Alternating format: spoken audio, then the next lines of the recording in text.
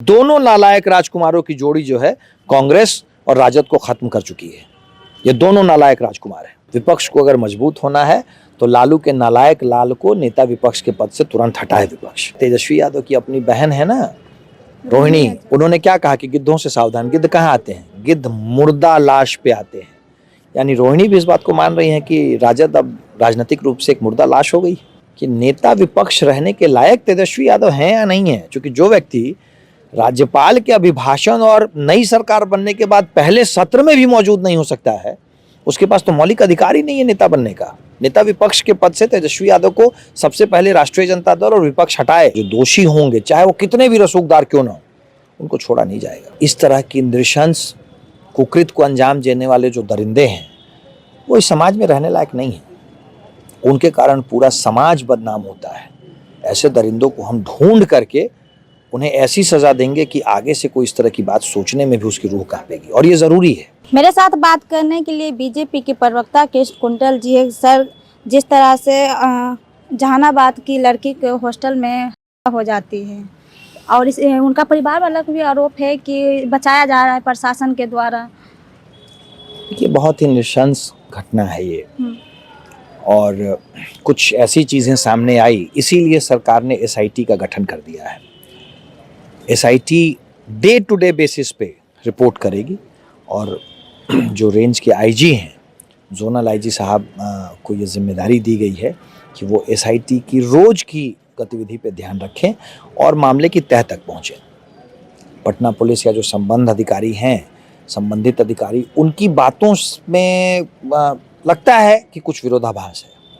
इसीलिए सरकार को भी ये बात फील हो रही है। हम लोगों ने मांग की थी और सरकार ने हम लोग की मांग मान ली है, और कल सम्राट चौधरी जी ने घोषणा की कि एसआईटी का गठन, उसके लिए स्पेशल इन्वेस्टिगेशन टीम का गठन कर दिया गया है। और हमें उम्मीद है कि बहुत जल्द ही दूध का दूध और पानी का पानी हो जाएगा। जो दोषी होंगे चाहे वो कितने भी रसूखदार क्यों ना हो, उनको छोड़ा नहीं जाएगा, नहीं बख्शेंगे हम लोग। कैसे महिला को सम्मान मिलेगा जहां महिला घर से बाहर नहीं निकलते, जब निकल रहे हैं तो उसके साथ इस तरह की घटना होती है। इस तरह की घटनाओं को रोकने की जिम्मेदारी हम लोग अपनी मानते हैं, सरकार की तरह भी, राजनीतिक जमात की तरह भी। और इस तरह की नृशंस कुकृत को अंजाम देने वाले जो दरिंदे हैं वो इस समाज में रहने लायक नहीं है। उनके कारण पूरा समाज बदनाम होता है। ऐसे दरिंदों को हम ढूंढ करके उन्हें ऐसी सजा देंगे कि आगे से कोई इस तरह की बात सोचने में भी उसकी रूह कांपेगी, और ये ज़रूरी है। बिहार में एनडीए की सरकार बनी है, फिर इस तरह की घटना देखने के लिए मिल रही है। महिलाओं को कैसे आगे बढ़ाया जाएगा? ये जो कुछ विकृत मानसिकता के लोग होते हैं ना, उनका सरकार से कोई लेना देना नहीं होता है। लेकिन सरकार का ये काम है कि उस तरह के विकृत मानसिकता के लोगों को जल्द से जल्द ढूंढ करके और उनको कड़ी से कड़ी सजा दें, और एनडीए की सरकार ये काम कर रही है। एसआईटी का गठन इसीलिए किया गया है, वरना तो जो पटना पुलिस या जो कंसर्न्ड अधिकारी थे उनकी बात को हम लोग मान चुके होते। हमने नहीं माना उनकी बात को। एसआईटी का गठन हुआ है, और एसआईटी अब हम लोग को तथ्यों को बताएगी, और जो भी दोषी है चाहे वो कोई भी हो, उसको बख्शेंगे नहीं हम लोग, और कड़ी से कड़ी सजा देंगे। कड़ी से कड़ी सजा, फास्ट ट्रैक कोर्ट बिठा करके उसको कड़ी से कड़ी सजा दी जाएगी। नीतीश कुमार समृद्धि यात्रा पर निकल चुके हैं, वही विपक्ष का कहना है। कौन सा समृद्धि यात्रा पर निकले हैं बिहार में? विपक्ष मतलब राजद जी। और राजद के लिए तो समृद्धि सिर्फ लालू प्रसाद और उनके परिवार का लूटपाट है, और क्या है। राजद को बिहार से क्या मतलब है, इसलिए उनको तो बिहार में क्या हो रहा है क्या नहीं हो रहा है उससे उनको क्या मतलब है। राजद का तो मतलब सिर्फ और सिर्फ लालू प्रसाद यादव और उनके परिवार से है। कितने 100 करोड़ और कितने घोटाले किए उन लोगों ने, राजद का मतलब सिर्फ इससे है।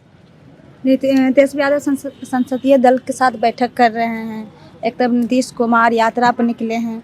हाँ, 40 दिन की पिकनिक के बाद आए हैं तेजस्वी यादव। राज्यपाल के अभिभाषण जैसे महत्वपूर्ण सत्र से भाग गए थे, कुछ पिकनिक मनाने गए थे विदेश में, कहीं बैंकॉक कहीं गए होंगे, वो तो बताया नहीं उन्होंने। हाँ, ये ज़रूर देखा गया कि उस पिकनिक से आने के बाद एक गैंगस्टर के साथ, एक हिस्ट्री शीटर के साथ कव्वाली सुनते नजर आ रहे थे।